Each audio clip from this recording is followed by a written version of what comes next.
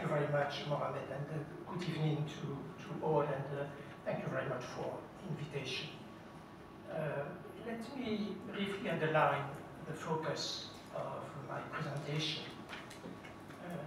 Traditionally, because it's not on the early sides, I hope you've seen that you have changed, I've been moved from the previous session, and I will not speak on the early sides, but on the Palestinian-Israeli conflict. Traditionally, the Israeli-Palestinian conflict is presented as a conflict on land, and rightly so. But there is also increasingly a legitimate question: is it becoming a religious conflict? With the development of religious Zionism, of political Islam, and the weight of evangelicals, religious motivations play an increasing role in the conflict. This dimension, this religious dimension, traditionally excluded from reflections and peace discussions, deserves attention and an open and constructive dialogue. Religious issues can no longer be treated within the European institution and within the diplomatic world as pure derivative of human rights. They constitute real foreign policy issues and must therefore be addressed for their own sake.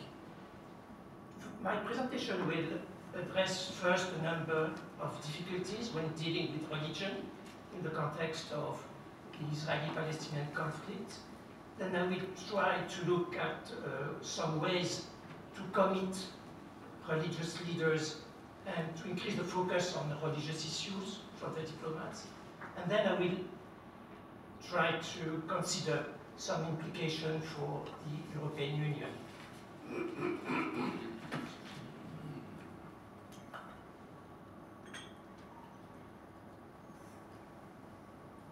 Excuse me.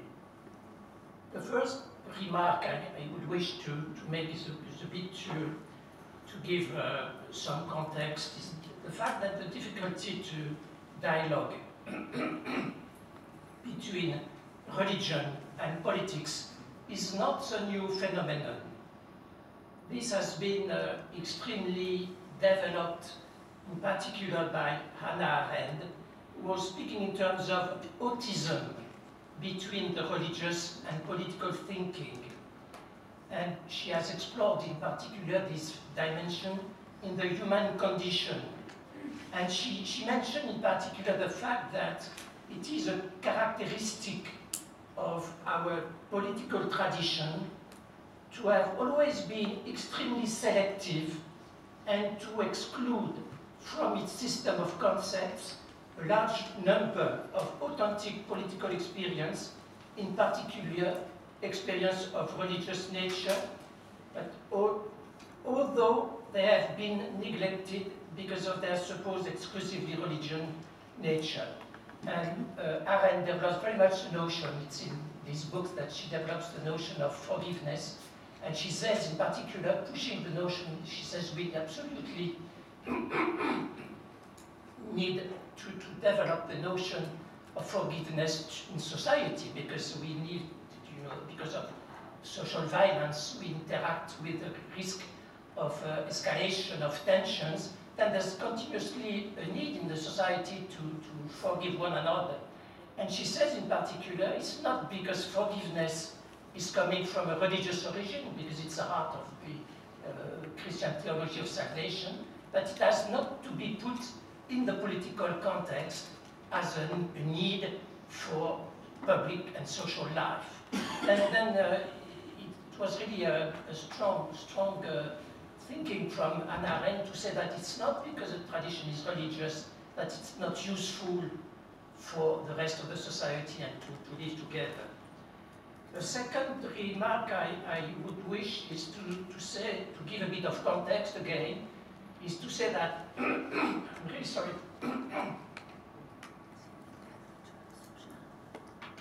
Israel and Palestine have dramatically changed over the last 10 years, as everybody knows, especially as regards the place and influence of religion in public life. Three brief comments.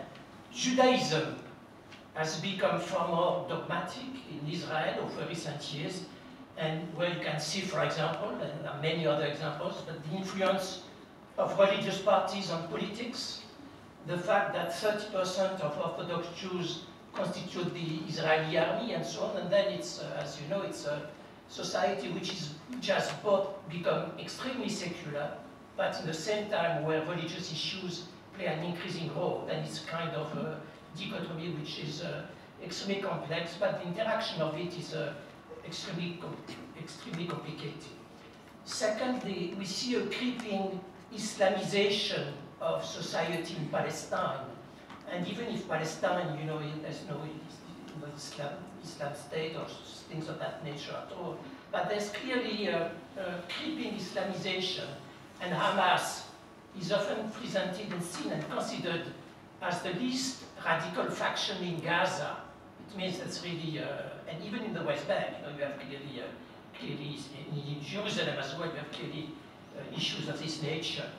And finally, Christian Zionism, and I mean in particular the evangelicals, which are mixing end of times theology with very biased interpretation of St. Paul's epistle to the Romans, chapter 11, when St. Paul discusses the future of Israel in the salvation.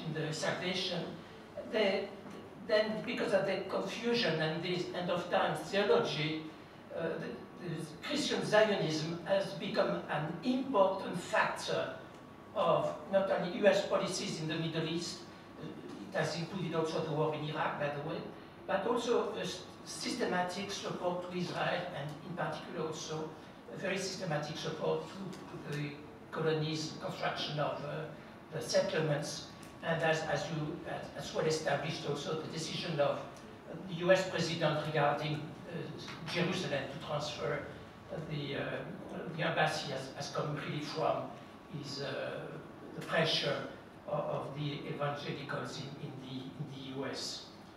The third remark regarding the context of the conflict, whether it's becoming more religious or not, is linked to the issue of another conflict, which is a deeper difficulty to address the peace process connected with religion. It's particularly a tension between religious identity and peace, and I'd like to elaborate briefly on this notion.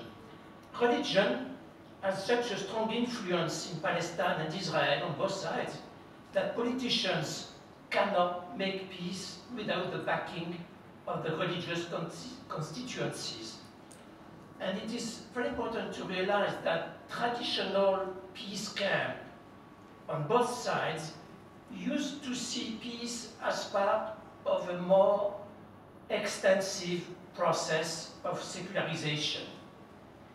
Religious Muslims used to feel that the peace proponents on the Arab side, peace proponents, were promoting a cheap westernization of Muslim society, while religious Jews thought that they were seeking some form, that the peacemakers in Israel, from Israel, were seeking a kind of normalization of Israel, so that Israel becomes a kind of normal Western state, as they were thinking, meaning secularization of the Israeli society. This constrained, in fact, people to choose between their own religious identity, which was very strong for a lot of Israelis and a lot of Palestinians, then to choose between their own religious identity and peace. If peace obliges me to drop my religious identity, I cannot go for it. That's the result. Then it's time to address a key problem of peacemaking. This choice between peace and religious identity creates an inner conflict between the two sides. As a result, there was no possible progress in the peace process without solving this inner conflict. Dialogue with religious leaders on both sides, including extremists, could bring change inside societies, contributing to religious freedom and peace. And I think this notion of, that there's maybe in the discussion I can elaborate on the fact that there's an active number of people working on what is called now religious peace, and which is clearly an important avenue to try to break this inner conflict between religious identity and the need for peace. I would, always in terms of giving a bit of element of context, and sorry for adding a bit of complexity, but and it relates to a number of things that you mentioned by Peter, but let me give me some examples of the very difficult, complex complexity regarding the origin and the nature of many religious tensions or restrictions in Israel and Palestine. A couple of examples. We have a lot of, it has been mentioned, but a lot of restriction on access to Jerusalem come from security reasons. But these security reasons, whatever they mean and whatever their justification, but they have strong religious implications, including, of course, access to holy sites, access to Haram al-Sharif, etc. In addition, another example is mentioned again, but I just mention it quickly. The separation wall has a lot of impact on religious movement, but has a lot of impact as well on the religious property. And I just remember also that the separation wall, which is supposed in Palestine from Israel, the theoretical border, which is the green line, is 350 kilometers long. But this wall is 720 kilometers long, you know, to be sure to have a proper good design. Then it means that this separation wall is a bit very difficult question also from a religious point of view. And there's a lot of examples of monasteries or church properties which have been cut into two. Because the occupation policy, which is grabbing significant portions of Palestinian land and continues so, is often and increasingly legitimized, as you know, by religious considerations, especially, for example, in many places, but including very difficult places, Hebron for that, is the Bible is considered by the nationalist Jewish people as a cadastral. The Bible gives you a land property. And I just mentioned en passant, because I don't have a lot of time, but there's a lot of Israeli legislation, broader than that, which has a lot of religious impact. I mean, for example, all the Knesset continuous recurrent plans regarding the expansion and transformation of the city of Jerusalem, or, for example, the nation-state law, which is the law taken last year by the Israelis regarding to the need to reinforce the Jewish identity of Israel, which presenting Israel as a nation-state of the Jewish people. Then the issue of committing the religious leader is a critical issue, because religion is traditionally perceived from a European perspective, which is very secular at the beginning, as the need to fight against violence. And it's true that there's a lot of necessity to understand better religion, to deconstruct a certain number of violent ideologies. And there's a lot of work to be done in this context, and it's still extremely important because religious fanaticism is still very much at work.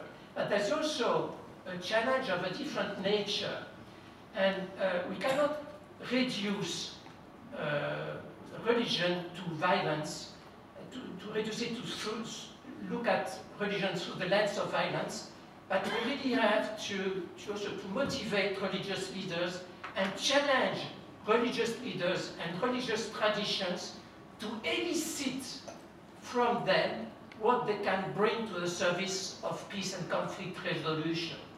And I mean, in particular, there's a huge challenge to be demanding on the Jewish people to extract from Judaism the best of their tradition, which is in particular the Tikkun Olam, which is a contribution to reconstructing the world.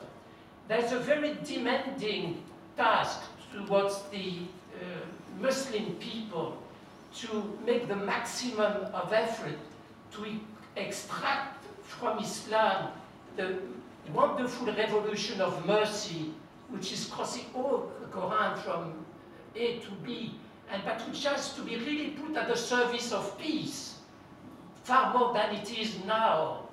And to the Christians, they really have a duty to put the best of the Christian theology in terms of a theology of salvation, in particular, I mean the principle of forgiveness, to put it at the center of the dialogue and to put it at the service. So that we really need, there's a bit of a collective challenge to put this sense of reconstruction from the Jew with the sense of mercy from the Muslims and the sense of forgiveness together as a trajectory to reconstruct direction and sense for reconciliation and for peace. Just to mention that we are doing, in terms of European Union, there was an important mission of Jan Fiegel regarding in Palestine and Israel this February, to try to initiate with the authorities, with secular people, regular people, with the civil society, with all sorts of religious leaders, to try to initiate a dialogue in that direction and to have to give a sense to quite a number of initiatives, Kairos Palestine, which is Kairos Palestine, religious peace initiative and so on. I don't mention them because I have no time. Mapping all these motivation, all these initiatives and give direct sense to the European diplomacy to these things and put them in, let's say, in a kind of coordination effort with others. And of course, the challenge for the European Union is that we, on the peace process, to be honest, we have been quite active over the last 30 years, in particular to finance the social services of the Palestinians because of question of poverty, but also in terms of reminding a certain number of UN principles in terms of two-state solution, in terms of Jerusalem and so on. But I mean, what Europeans have also to realize that they have a duty to share their experience, to go beyond giving good principles and go beyond financing deficits of the Palestinian Authority, even if it's important for education, health, and so on. But the European Union has also to find, it has been mentioned this morning by Jan Fiegel, his own experience of reconciliation. And I think that, I'm coming from the border between Germany and France, and I've been, I have a lot of history familiar, like many people, regarding the war. But I mean, the fact that some countries of the European Union have been capable, after so many decades of such atrocities, to reconcile, of course, it's a duty to share this experience of reconciliation. Because, I've lived many years in the Middle East, especially in Jerusalem, and then I was always said by Palestinians and Israelis, this is just, mentioning in particular Franco-German reconciliation, and this is just European business. But the core, of course, there are specifics in terms of the situation of conflict that are quite different. I'm not totally stupid. I know that Germany, France is different from Palestine and Israel. Even if I'm not sophisticated, I know that it's not the same situation. But what is the same situation is the way violence is infiltrating the minds. And what has been done, it was reminded by Mr. Fiegel, what has been invented, the invention of the European Union is, finding to extract, especially through education, and Schuman was amazing for that, as I mentioned this morning, to extract from the minds that, for French, for example, that the German is not by definition, by necessity, an enemy forever. And that there's a possibility to change the direction of the future. That the future is not necessarily a replication of the past.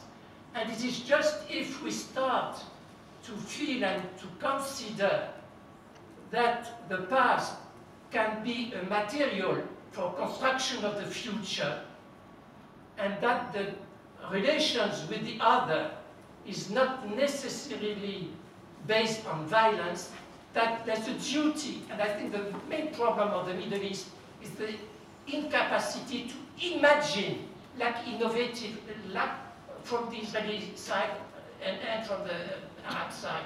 I'm very close, but this lack of capacity to imagine a future which is not based on violence. And I think if Europeans have really a duty, and it's part of the role of the special envoy, to say continuously that there are ways to see the future, to organize the future on the basis of the different parameters, and that living together makes sense, and is really bringing, again in mathematics, is bringing that more than 1 + 1 is bringing infinity, because discovering the other is the best thing we can have for life. Thank you very much.